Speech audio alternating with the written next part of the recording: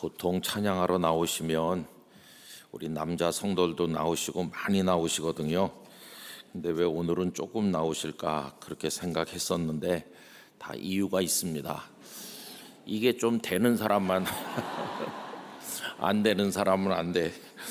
그런 것 같아요. 뽑아서 포예마 찬양대 감사합니다. 이렇게 뭘 하면서 시작했기 때문에 끝날 때도 뭐가 있을 거라고 예상했는데 이렇게 제 예상이 맞았죠. 우리 강북 도봉교구 감사드립니다. 뜨거운 박수로 다시 한번 축복하겠습니다.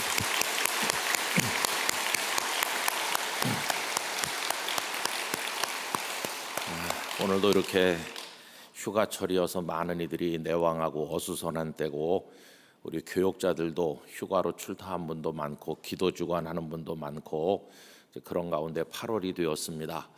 오늘 새벽에도 나온 여러분들에게 하나님의 은총을 기원하고 8월 한 달 여러분들의 가정과 삶이 평안하시기를 축복합니다.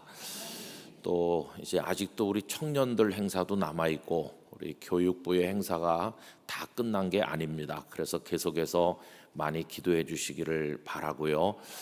또 오늘 이 모임을 위해서 안내해 주시는 분들, 그리고 또 주방에서 음식 장만한 분들, 귀한 식사를 제공해 주시는 가정에 감사드립니다. 이제 마당 공사가 이제 거의 대부분이 많이 끝나서 이제 뒷정리를 하면 될 것 같은데 저번에 많이 불편하셨죠. 잘 견뎌주셔서 감사하고 이제 또 얼마 지나면 우리 저쪽에 기념관 1층 또 그 아래 층교실 또 조금 지나면 맨 밑에 있는 이식당까지 다 깨끗하게 이제 손을 보고 이렇게 하게 될 것 같습니다. 안전하게 마치도록 기도 많이 해주시기 바라고. 요건 뭐냐 하면은 우리 토요 소그룹 하는 겁니다. 우리 교회가 성도들이 사방에 많이 흩어져 사시고 옛날에는 구역 활동을 참 열심히들 많이 하셨는데 그렇게 하시던 주역들이 이제는 많이 연로하셨어요. 또 요즘 현대 생활이라고 하는 게 누구네 집에서 모입시다 그럼 모일 수 있는 여건이 아닙니다. 다들 맞벌이 하시고 뭐 분주하고 도로에는 차가 막히고 그래서 이게 현실적으로 참 많이 어렵거든요. 그래서 이제 교회에서 다양한 방법으로 소그룹을 통해서 우리 성도의 교제도 나누고 은혜도 함께 나누자. 그래가지고 몇 해 전부터 다양한 소그룹을 우리가 같이 하고 있습니다. 토요일 날 8시 15분에 식사하시고 기념관 503호에 오시면은 또 거기서 이렇게 다양하게 모여서 하나님의 은혜의 교제를 할 수가 있으니까 여러분들께서 많이 오셔서 함께 해주시면 대단히 감사하겠습니다. 어렸을 때 어머니 따라서 부흥사경에 참 열심히 다녔습니다. 그리고 교회에서 하는 것뿐만 아니라 교회 바깥에 이웃교회 또 심지어는 한강 백사장에서 하는 또 무슨 기도원에서 하는 그런 데 가서 여러 부흥사 목사님들의 설교도 참 많이 들었는데 그중에 기억에 남는 목사님이 몇 분 계셔요. 그중에 한 분이 성함을 제가 까먹었는데 김 목사님인데 가운데 자가 목사님 성함이 봉자였던 걸로 어렴풋이 기억하고 있어요. 근데 그때가 중학생 때인지 고등학생 때인지 정확하지 않은데 연세가 한 70 정도 되셨던 목사님으로 기억을 하고 고향은 평양이라고 하셨고 제 마음에 그 이야기 하나가 확 박혀서 지금도 그 목사님 생각이 많이 나곤 합니다. 근데 저희 교단 목사님은 아니었던 것도 생각이 나고 그렇게 크시지 않은 약간 자그마하신 목사님이신데 얼마나 당차고 그 목사님 속에 하나님 은혜가 가득했었는지 지금도 기억에 남아 있어요. 근데 그 목사님께서 며칠 동안 하신 말씀 가운데 제가 기억하고 있는 생생한 이야기는 그 어머니 이야기였습니다. 전에도 여러분들께 한번 말씀드린 기억이 있습니다. 그 어머니께서 일찍부터 예수님을 믿다가 시집을 가셨는데 옛날만 해도 워낙 고루하고 그러다 보니까 핍박을 참 많이 받았다고 그럽니다. 시댁에서. 감당하기 어려울 정도로 많은 핍박을 받고 이제 고통을 겪으셨다고 그래요. 근데 반면에 그 남편 되시는 분은 아주 인텔리고 공부도 많이 하셨고 이제 그렇고 또 아내가 신앙생활하는 것을 다 이해하고 오히려 같이 신앙생활하고 이렇게 했는데 그만큼 남편 되시는 분이 일찍 세상을 떠난 겁니다. 그 목사님이 아직 한 요만한 아기였을 때 그 남편이 일찍 세상 떠나니까 뭐 핍박이 더 심해졌어요. 박복한 아무개가 들어와 갖고 뭐 신랑 잡아먹었느니 그러면서 온갖 소리 다 하고 그래서 이분이 이제 견디다 못해 가지고 결국은 이제 시댁에서 나오게 된 거죠. 그래서 그 뭐 피덩이보다 조금 더 큰 아기를 데리고 나오셔 가지고 고생 많이 했다고 합니다. 근데 교회 열심히 다니니까 그때 뭐 선교사님들 옛날 초기니까요. 또 옛날 목사님들이 권하기를 이 아기 데리고 둘이 살려면은 이제 뭐 하면 되겠냐? 당신에게 있는 게 하나님밖에 없으니까 하나님을 위해서 살 수 있는 방법을 같이 연구해 보자. 그래서 이분이 여전도사님이 되신 거예요. 그래서 이제 평양 인근의 여러 교회에서 여전도사로 일을 하셨는데 하나님의 권능이 그분에게 함께 하시고 기도 많이 하면서 아주 신령한 여전도사님으로 소문이 많이 났었다고 합니다. 근데 이 목사님이 이제 제법 큰 학생이 되었을 때 어머니가 하시는 말씀이 너는 일본에 가서 공부를 좀 많이 하는 게 좋겠다. 근데 워낙 가난하니까 일본에 가는 여비는 내가 해줄 텐데 오지는 말아라. 공부를 다 끝난 다음에 나중에 오너라. 중간에 방학이라고 오고 뭐 그럴 여유가 없으니까 가서 어떻게 해서든지 하나님 잘 믿고 공부 열심히 하고 과정이 다 끝나면 그때 우리 만나자. 이래가지고 이제 그 목사님이 일본에 공부를 하러 가신 거죠. 그래서 열심히 공부하고 그저 어머니 안부는 서로 편지를 주고받으면서 이제 그렇게 지냈는데 어머니가 다 끝나기 전에는 오지 말라고 그랬었는데 갑자기 편지가 오기를 아무 날 아무 때까지는 꼭 와라. 그런 이상한 편지가 도착했다는 겁니다. 그래서 이 목사님 참 의아한 생각이 들었다고 그래요. 오지 말라고 하시더니 왜 오라고 하시지? 그래서 이제 그 날짜에 맞춰서 집에 오셨다는 거예요. 그 집에 와서 보니까 어머니가 안 계신 거죠. 그래서 그 주변의 성도들에게 저희 어머니 어디 가셨는지 아십니까? 이렇게 하니까 좀 떨어진 어느 교회에서 지금 어머니가 말씀을 전하고 계시다. 그래서 이제 그 교회를 찾아갔답니다. 그랬더니 성도들이 잔뜩 모여 있고 어머니가 앞에 나가서 이제 설교도 하고 성경 공부도 인도하고 이제 그렇게 하시는 걸 뒷자리에 앉아서 이렇게 보고 그리고는 이제 예배가 끝난 다음에 어머니 오라고 그래서 제가 왔습니다. 그러니까 그 어머니께서 그 교회 사택방에 들어가셔서 좀 앉으라 이렇게 얘기를 하더니 참 깜짝 놀랄 얘기를 하시더라는 거예요. 내가 너를 날짜에 맞춰서 오라고 한 이유는 뭐냐 하면 내가 기도하는 가운데 잊어버렸던 것이 생각났기 때문이다. 그것은 내가 하나님 앞에 갈 때가 됐기 때문이다. 그래서 너를 오라고 그랬다. 이게 밑도 끝도 없이 이게 무슨 얘기입니까? 그랬더니 어머니께서 하시는 말씀이 사실은 내가 오래전에 굉장히 몸이 많이 아프고 어려웠을 때, 너 어렸을 때인데 엄마가 참 어려웠었다.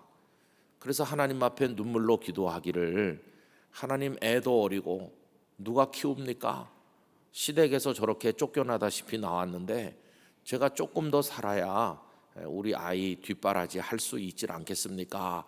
그렇게 하면서 간절하게 기도했더니 하나님께서 히스기야를 살게 한 만큼 살게 해주겠다 그러셨다는 거예요.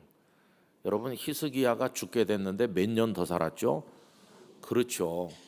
그래서 이 어머니 마음속에 나는 15년 더 산다 이게 있었는데 정신없이 살다 보니까 깜빡하셨던 것 같아요. 근데 아들 일본에 보내놓고 가만히 생각해 보니까 15년이 다 되오는 겁니다. 그래가지고 아들 보고 빨리 오라고 부른 겁니다. 그래서 그 아들이 이제 도착을 했고 어머니가 그런 이상하게 들리는 이야기를 한 거죠. 그리고는 이제 댁으로 오시고 이 어머니가 성도들을 다 불러 모아 가지고 앉아서 하시는 말씀이, 여러분, 내가 아들도 불렀고 여러분들도 오시라고 불렀는데 오늘이 내가 하나님 앞에 가는 날입니다, 이러더라는 거예요. 그러니 다 얼마나 놀랐겠어요. 그러면서 성도들에게도 신앙생활 잘 해야 된다고 당부를 많이 하셨고, 그리고 이 아들한테도 손을 꼭 잡고 기도하면서 하나님, 우리 아들 영의 눈을 열어서 저 영원한 영광의 천국을 보게 해주세요.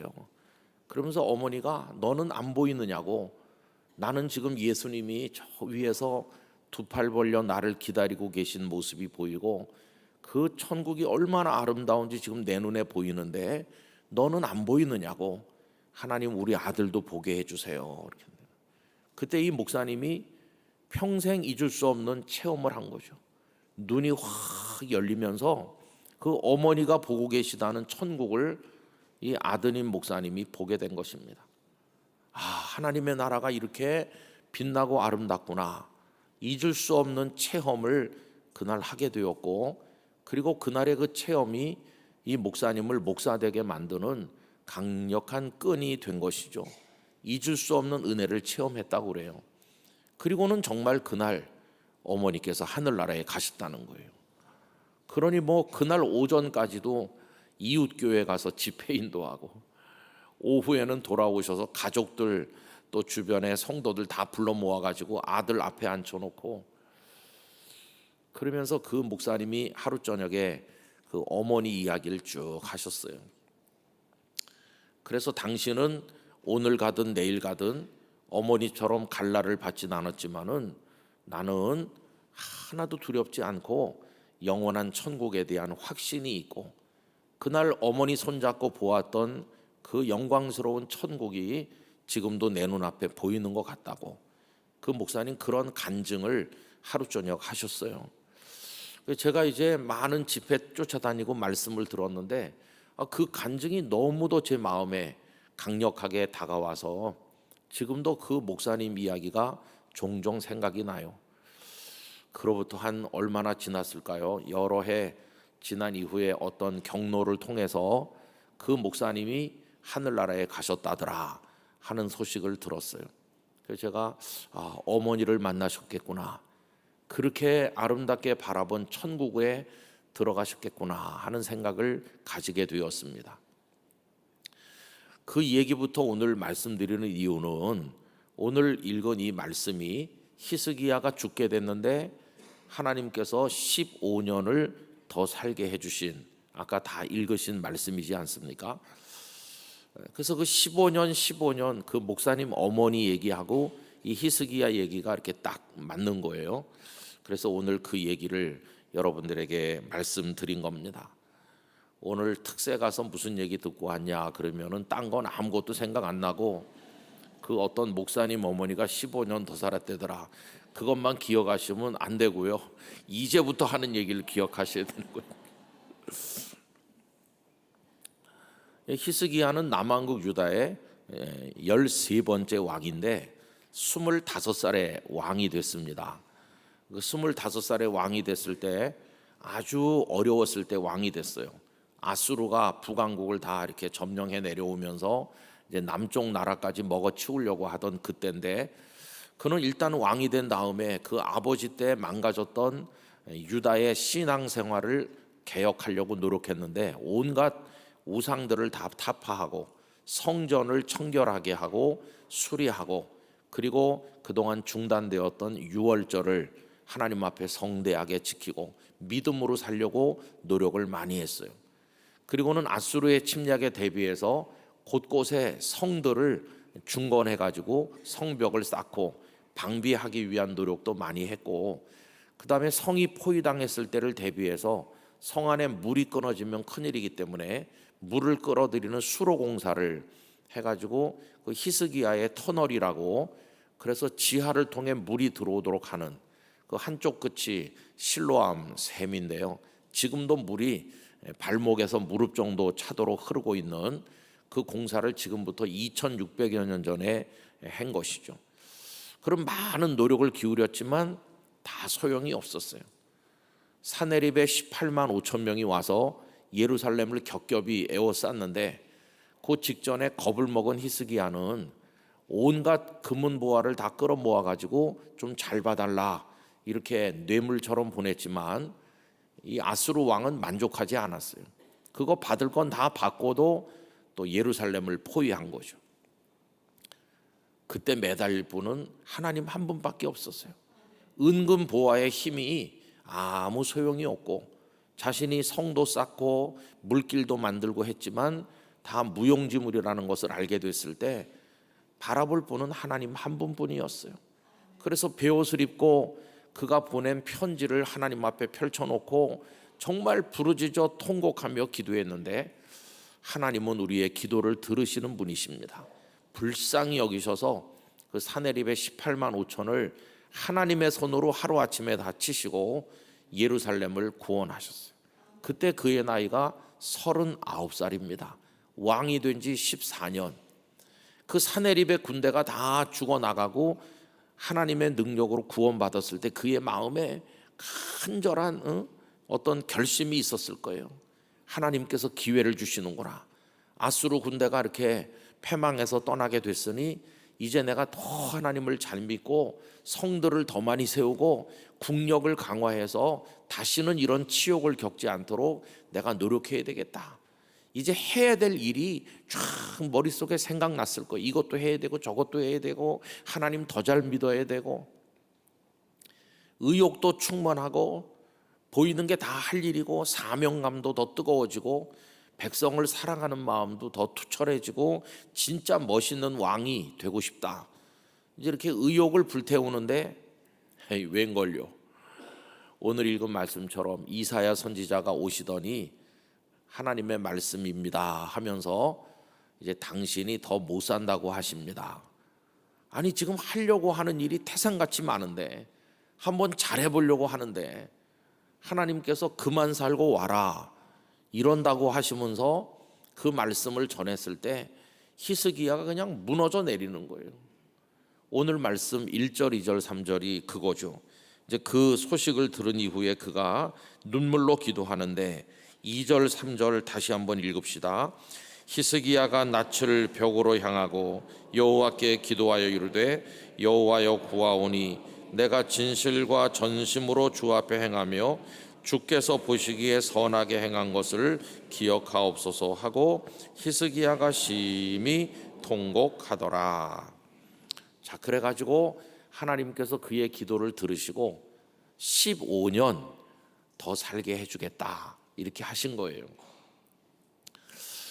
어렸을 때 성경 퀴즈 대회 많이 다녔어요. 그러면 이제 문제가 출제되는 겁니다. 히스기야는 하나님의 은혜로 몇 년을 더 살았을까요? 그럼 벨 쫙 누르고 15년 그러면 또 연필도 받고 치약도 받고 그렇게 했는데 그때 나오는 퀴즈 문제 중에 또 이런 게 있어요. 그거를 보장해 주시고 증명하기 위해서 그 해식의 그림자가 몇 도나 물러갔을까요? 뭐 반대로 됐을까요? 그런 퀴즈도 많이 나왔어요. 근데 제가 어렸을 때 늘 헷갈렸던 게 15년과 10도 그게 늘 헷갈리더라고요. 10년을 더 살았나?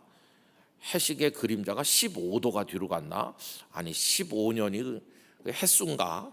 그게 늘 두 개가 헷갈렸는데 근데 사실 해식의 그림자가 10도 움직이는 거하고 15년 더 산 거하고 아무 상관관계가 없습니다. 어쨌든 더 살게 해준다는 걸 확신시키기 위해서 해식의 그림자가 10도 뒤로 물러가게 해주셨고 그 다음에 그에게 실제로 15년의 생명을 더해 주셨어요. 그래서 여러분 우리가 오늘 이 말씀을 읽으면 늘 어떻게 읽습니까? 아, 하나님은 기도를 들으시는 하나님이시다. 하나님은 더 살게도 해주시는 하나님이시다. 이런 관점에서 읽으시잖아요. 그런데 성경을 좀 반대로 읽어봐야 되겠다 하는 생각이 들었어요. 그 뭐냐 하면은 이 말씀이 더 살게 해준 말씀이 아니고 그것밖에 못 살게 해주신 말씀이다. 그렇게 거꾸로 생각하기로 했어요. 여러분 이거 읽으실 때 더 살게 해주시는 말씀으로 다 읽으시잖아요. 15년을 더 살게 해주셨어 이러지만 반대로 생각하면 15년밖에 더 살게 안 해주셨어요. 15년 후에는 그가 54세가 되었을 때는 그냥 죽었어요. 그래서 제 마음속에 아니 왜 15년만 더 살게 해주셨나. 아니 인심 쓰실 바에는 히스기야야 너 몇 년 더 살고 싶니? 이렇게 좀 물어보시고 히스기야가 50년이요. 그럼 그래 50년 좋아. 이렇게 해주시면 더 좋았을 것 같은데 히스기야에게 너 몇 년 더 살고 싶냐 이런 거 물어보지도 않으셨어요. 그냥 일방적으로 15년 하셨어요. 어떠세요 여러분? 15년이 길어 보여요? 짧아 보여요? 네? 어떻게 보이세요? 15년이면 길죠 그렇게 생각되십니까? 아니면은 겨우 15년 이렇게 생각되세요? 참 애매한 시간을 하나님께서 더 살게 하셨어요. 그래서 제 마음속에 15년을 더 살게 해주셨다는 생각도 있지만 또 15년 후에는 죽게 하신 거 아닙니까? 왜 15년만 더 살게 하시고 그 다음에는 죽게 하셨지? 또 그런 생각이 드는 거예요. 그렇게 바꿔서 읽으면 오늘 이 말씀이 전혀 다르게 눈에 들어온다는 거예요. 그리고 또 이 말씀을 읽는 우리에게 영적으로 어떻게 읽는 게 더 도움이 될까요? 15년을 더 살게 해주셨다고 하는 관점으로 이 말씀을 읽으면 우리에게 어떤 유익이 있나요? 나중에 우리가 조금 더 살다가 몸이 약해지고 하나님의 부르심을 느낄 때 나도 그때 가서 히스기야처럼 눈물로 기도해야지. 그러면 15년을 더 살게 해주지 않겠나. 이렇게밖에 적용이 안 되잖아요. 그런데 바꿔서 15년 후에는 죽게 하신 말씀이다. 이렇게 입장을 바꿔가지고 이 말씀을 읽으면 훨씬 더 영적인 교훈이 크다는 것을 깨닫게 돼요. 그래서 오늘 그 얘기를 우리 성도님들과 함께 나누려고 하는 것입니다. 왜 15년밖에 허락하지 않으셨을까? 그리고 15년 후에는 왜 데려가셨을까? 여러 가지 이유를 말씀드릴 수 있을 것 같아요. 근데 그 중에 첫째는요, 시간의 주인은 하나님이시라는 걸 알려주는 것입니다. 하나님께서 히스기야에게 네가 원하는 대로 요청해라 하지 않으신 이유는 뭘까요? 시간을 소유하신 분, 시간을 결정하시는 분, 시간을 나누어 주시는 분은 시간의 주인이신 하나님이시지 우리가 아니라는 것이. 내가 뭐 아무리 50년, 70년 내가 어디 좋은 아파트를 분양받아서 어디 단독주택을 짓고 뭐 내가 이렇게 살아야지라고 해도 하나님께서 허락하시지 않으면 몇십 년은 고사하고 내일 하루도 우리의 것이 아닌 것이. 여러분 시간의 주인이 하나님이신 것을 인정하시기 바랍니다. 그게 믿음의 출발이에요. 시간론에 관해서 고백록에서 잘 설명하고 있는 아우구스티누스는 하나님을 경외하는 기본은 하나님의 주권을 인정하는 거다. 하나님의 주권을 인정하는 기본은 모든 시간이 하나님의 손안에 있음을 믿는 거다. 그게 신앙의 출발이라고 그랬어요.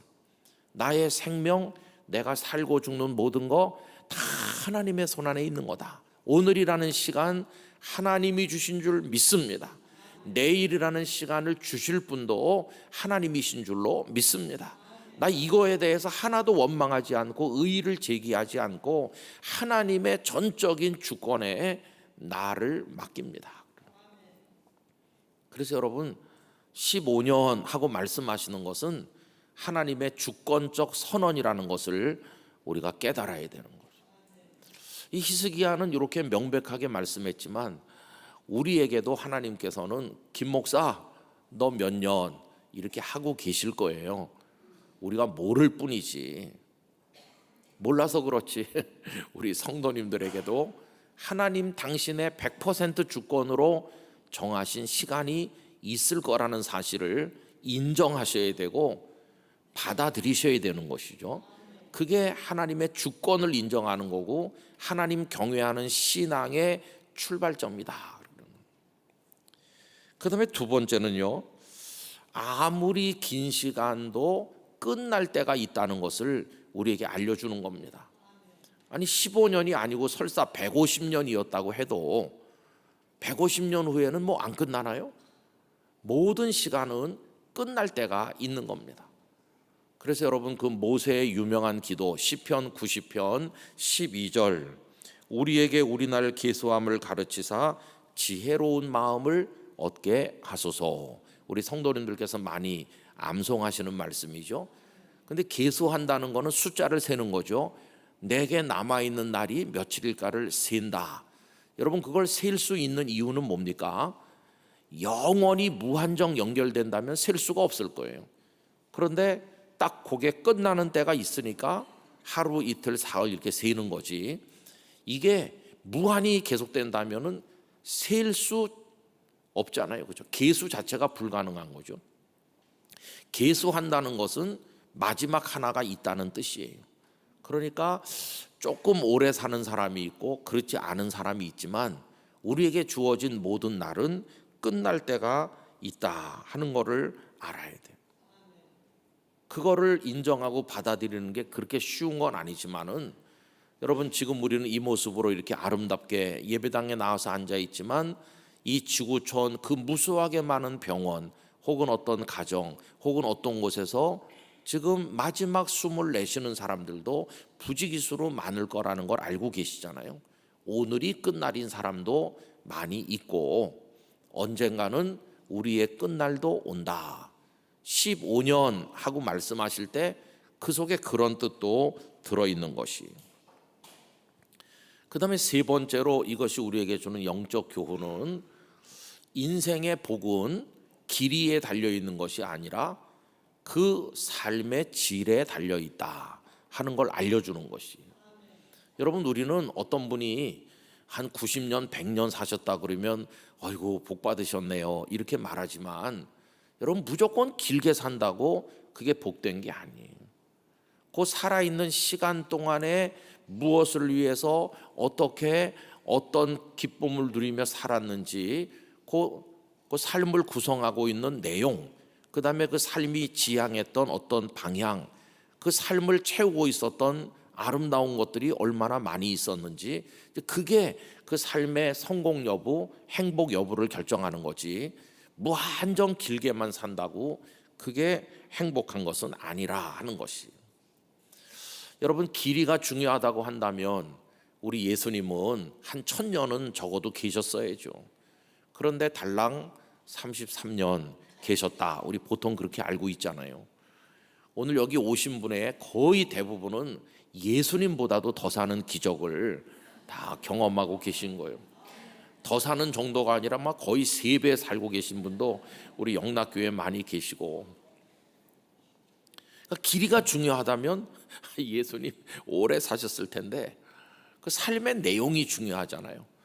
예수님은 33년 이 땅에 머무르셨지만 하나님의 아드님으로서 우리를 위한 구원의 길을 내시고 십자가 부활 모든 거 다 하시고 그 33년이 흐트러짐이 없이 이 땅에 어떻게 사는 것인지의 모델이 되어주시고 그 안에 하나님의 생명의 능력이 약동하는 삶을 사시다가 하나님께로 가신 것이죠. 이제 여러 가지 의술이 발전하면서 평균 수명이 이제 많이 길어졌는데 저는 찬송가 이렇게 부를 때마다 여러분 찬송가 제목이 나오고 양쪽에 조그마한 글자로 연도와 사람 이름들이 나오는데 한쪽은 그 가사를 지은 작사자가 누군지 한쪽은 작곡하신 분이 누군지 그런 게 나오거든요.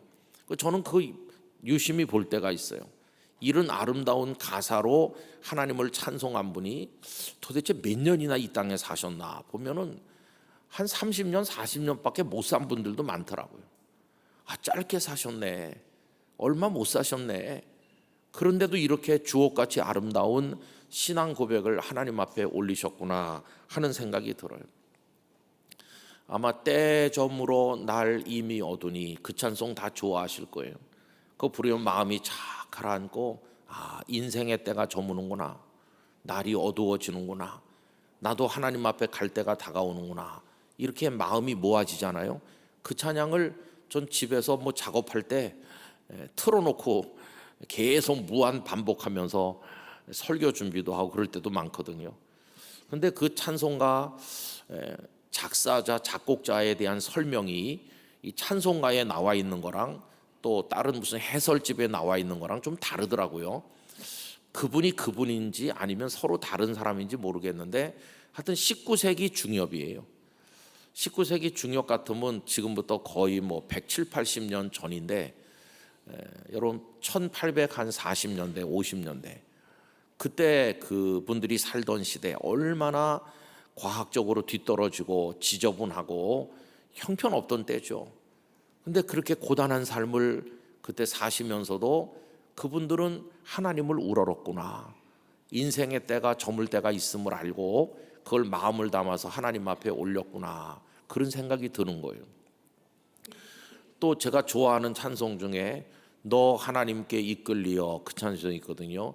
너 하나님께 이끌리어. 나머진 집에 가서 부르시기 바랍니다. 근데 그 찬송 부르면 마음이 참 편안해져요. 일평생 주를 바라며. 그게 이제 노이마르크라고 하는 분이 그 가사를 쓴 걸로 알려져 있는데 아주 가난한 집안에서 태어나서 고생도 많이 하고 그래서 이제 대학에 한번 들어가 볼까 그래가지고 오랫동안 돈을 모으고 해서 이렇게 가다가 강도에게 다 털리고 그리고 이제 뭐 얻어먹어 가면서 고생을 막 죽도록 하고 그렇게 떠돌아다니다가 아는 사람을 만나가지고 어떤 집에 가정교사가 되고 뭐 이렇게 고생 많이 한 분이에요. 그러다 나중에는 실명했습니다. 실명. 앞을 못 보게 됐어요. 그건 참 인생에 고초가 많은데 그 찬송가가 만들어진 건 17세기입니다. 그러니까 1600년대거든요. 그럼 지금부터 거의 400년 전이니까 얼마나 그 생활이 곤궁하고 어려웠겠어요. 400년 전에 이 땅에 나서 앞을 못 보게 되는 지경에까지 떨어지면서 고생 많이 하고 살던 그분의 마음속에 하나님을 향한 신앙 고백이 뭔가, 너 하나님께 이끌리어 일평생 주를 바라며, 그게 그분의 존재하셨던 모습이잖아요. 400여 년 지난 지금 우리가 그 찬송을 부르면서 나도 일평생 하나님을 바라보며 살아야지 이렇게 다짐하게 되는데 그분들은 그런 환경 속에서도 또 하나님을 경외했던 거예요. 뭐 이렇게 아주 좋은 환경에서 오래오래 장수하면서 뭐 대단한 삶을 누린 것도 아닌데도 그들 속에 하나님을 향한 믿음이 있었어요. 여러분 어떻게 살고 계십니까? 하나님, 내 인생은요 뭐 한 50점밖에 안 돼요. 가진 것도 없고요, 몸도 아프고요, 이렇게 비관적으로 우리를 바라보는 분도 있을 것이고, 어렵지만은 오늘도 하나님 내 안에 계심에 감사하면서 남은 나를 못 알아주고 안 알아주지만 나 주님을 향해 살겠다 이러면서 여러분들의 삶을 아름다운 곳으로 채워나가시는 아마 그런 성도님들도 계실 거예요. 여러분, 삶은 길이가 중요한 것이 아니라 그 내용과 삶의 질이 중요하다는 거, 이거 우리가 인식한다면 우리에게 주어진 15년 그게 뭐 짧다 길다 이런 생각이 들지 않을 것이라고 생각합니다. 그리고 또 한 가지, 왜 15년뿐이었을까 이렇게 질문한다면 그 나머지는 하나님께 맡기라는 뜻입니다. 여러분, 다윗이 70년 정도 사신 것으로 생각돼요. 30살에 헤브론에 와서 유다 지파의 왕이 먼저 됐죠. 그리고 저쪽에는 사울의 아들 이스보셋이 왕으로 있었고 계속 이렇게 내전같이 지나다가 나중에 그가 37살 됐을 때 7년 6개월 후에야 12지파 전체의 왕이 됐거든요. 어쨌든 그가 처음 왕이 되고 40년을 살았으니까 30살에 왕이 됐으니 아마 하나님 부름 받을 땐 70세였을 거예요. 그럼 참 아쉽잖아요. 그때 나이로 보면 70년이면 짧은 건 아니겠지만 지금 다윗의 마음속에는 하고 싶은 게 엄청난 게 있잖아요. 하나님의 성전, 그건 내가 지어야 되는데. 근데 하나님께서 너는 하지 마라. 네 아들이 할 거다 하셨잖아요. 그때 아마 그는 굉장히 섭섭했을 것 같아요. 이런 기도가 나왔을 것 같아요. 하나님 알겠습니다. 제가 직접 하지는 않고 준비는 제가 다 해놓겠습니다. 그리고 제가 일찍 내 아들에게 왕위를 물려주겠습니다. 그리고 제발 저를 데려가진 말으시고 제가 상왕으로 뒤에 앉아가지고 성전이 다 완공되는 걸 눈으로 볼 수는 있게 해주세요. 제가 하진 않고 우리 아들이 하는데 내 뒤에서 바라보기는 좀 하도록 기회라도 주세요. 여러분, 그런 기도가 안 나왔겠어요? 근데 하나님께서는 네가 뒤에서 지켜볼 필요도 없다. 너는 나한테 오고 네 아들이 알아서 할 거야. 이렇게 데려가셨거든요. 우린 가끔 그런 얘기 해요. 우리 한국 교회에도 훌륭한 목사님들이 많이 계셨잖아요. 한경직 목사님 거의 100세 가까이 사셔도 아마 우리 영락교회 성도들은 정말 아쉬워하셨을 거예요. 그리고 또 그 이후에 한국교회 어른들이 많이 계셨습니다. 뭐 하용조 목사님이니 옥하는 목사님이니 그런 분들 많이 계셨는데 좀 이른 나이에 가셨어요. 좀 더 장수하셨으면 좋았을 걸, 이렇게 아쉬움이 있잖아요. 근데 어떤 분은 60대, 어떤 분은 70대 다 이렇게 불러가셨어요. 그 다음 일도 좀 하시도록 했으면 좋았을 걸, 이런 생각이 드는 거죠. 우리도 그래요. 언젠가 하나님 우리를 부르실 때가 오면 하나님 그 일까지는 내가 해놓고 가야 되는데요. 조금 더 살려주시면 그거까지는 내가 마무리하고 가면 안 되겠습니까? 이렇게 생각이 들지만 하나님께서는 너는 그냥 와라. 그 다음은 내가 하는 것이고 내가 세운 다음 사람들이 하는 거다. 그 다음 일은 내 손에 넘겨라. 여러분, 모세가 가나안 땅까지 다 점령해서 나눠주고 나서 하나님 앞에 가면 좋을 것 같은데 하나님은 그냥 비스가산 꼭대기에서 불러가셨고 그 나머지는 여호수아에게 맡기셨어요. 저는 이거야말로 하나님께서 우리에게 주시는 겸손의 교훈이라고 생각합니다. 여러분, 그 다음 일은 하나님께 맡겨야 되는 거예요. 또 하나님이 세울 우리 뒷사람들에게 맡기는 거예요. 내가 더 오래 해가지고 더 많이 해놓고 그것까지는 내가 해야 돼, 그런 게 없는 거예요. 하나님, 여기까지가 저의 몫이죠. 이게 저의 15년이죠. 그 다음은 다 하나님이 알아서 하실 일이죠. 어차피 제가 전 세계 모든 일을 하는 것도 아니고 내가 천년 만년 살아서 하는 것도 아니고 다 하나님이 하시는 건데 다 인정합니다. 그저 저에게 주신 15년에 감사하면서 살겠습니다. 하나님께 다 맡겨드리나이다. 이게 하나님을 향한 전적 신뢰의 믿음이라고 생각하는 것입니다. 그래서 여러분, 연세가 드실수록 아쉬운 부분이 많으시고 그거까지는 내가 해야 돼, 이런 생각 하실 때도 많으시죠? 그러나 여러분, 이제 그런 걱정 내지는 부담감은 우리 하나님께 다 맡겨드리시기를 원합니다. 하나님이 더 잘 아셔서 더 완벽하고 더 아름답게 인도에 가실 줄 믿습니다. 저도 가끔 저희 자녀들을 이렇게 봐요. 4명 중에 2명은 결혼했고 2명은 있는데 이제 저 애들은 앞으로 어떻게 살까, 그런 생각이 들 때도 있어요. 또 우리 애들도 우린 아빠가 옆에 있어야 돼, 이렇게 말해요. 물론 진심이라고 믿고 있어요. 아빠가 있어야 된다, 그 말이 진심이겠죠. 근데 가끔씩 그렇게 말해요. 아빠를 너무 믿지 마라. 하나님이 부르시면 갈 거야. 그리고 가끔 생각해 보는 거, 진짜 갈 때가 올 거 아니겠어요? 아유, 그러면 이 손주는 이건 누가 봐주고, 그 손자 학교 들어가는 거 내가 봐야 되는데. 다 쓸데없는 걱정이에요. 하나님께서 다 알아서 잘 해주시는 것이 하나님. 그건 우리의 기본적인 믿음입니다. 하나님께 맡기는 거. 그래서 이런 여러 가지 생각들을 하면서 하나님께서 15년을 더 살게 해주신 데다가 초점을 맞추지 말고 15년까지만 허락하시고 그 다음에는 히스기야를 부르셨다고 하는데 초점을 맞춰서 이 말씀을 반대로 읽으면 오히려 이 속에 우리에게 주시는 교훈이 참으로 많구나 하는 생각이 든다는 거예요. 오늘 함께하신 영락교회 성도 여러분, 지금 살고 계신 생명을 15년인 줄로 믿으시기 바랍니다. 앞으로 15년이 더 올 거라고 생각하지 말고 현재 나는 15년을 누리고 있는 중이야, 이렇게 생각하면서 오늘에 감사하시기 바라고, 오늘 나눈 말씀을 마음속에 정리하면서 우리 속에 있는 욕심을 다 내려놓고 오늘이라는 시간을 주신 시간의 주인 되신 하나님께 감사하면서 여러분의 주어진 시간을 아름다운 것들로 채워 나가시게 되기를 바라는 것입니다. 그러면서 그 다음 걱정은 다 주님께 맡기고 오늘 우리에게 주어진 사명을 완수하며 하루하루를 살아갈 뿐인 것이, 너무 많이 걱정하지 마세요. 무엇을 먹을까? 무엇을 입을까? 30년 후에 나는 어떡하지? 그런 걱정을 하실 필요가 없어요. 어떤 분이 일용할 양식을 위해 기도하게 하신 예수님 말씀을 얘기하면서 전에 어떤 목사님 그렇게 하셨잖아요. 일용할 건강으로 산다, 그렇게 하셨잖아요. 오늘 건강하면 된 겁니다. 그죠?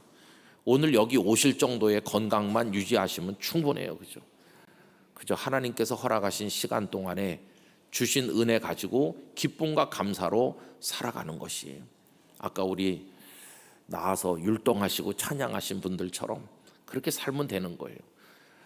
8월이 시작이 됐습니다. 이 8월 한 달 무더운 날이 연속될 것입니다. 덥다고 짜증내지 말고 아침을 맞이하면 야, 축복의 15년이다, 그 중에 하루다, 이렇게 생각하면서 그 하루의 시간을 여러분 주님 안에서 만끽하시기 바랍니다. 등에 땀이 날 때, 땀이 줄줄 나서 목 뒤로 흐르고 그럴 때 내가 정상이구나. 여러분 이렇게 더운데 땀이 한 방울도 안 나면 그거 정말 큰일이에요. 땀이 뭐 나가지고 옷이 젖고 그런 게 그게 정상이에요. 하나님께서 이 한 달을 살게 해주신 은혜 감사하며 여러분의 15년을 복되게 살아가시기를 간절히 축원합니다. 그랬다가 15년이 끝나는 날이 올 텐데 그때는 언젠지 몰라요. 그죠?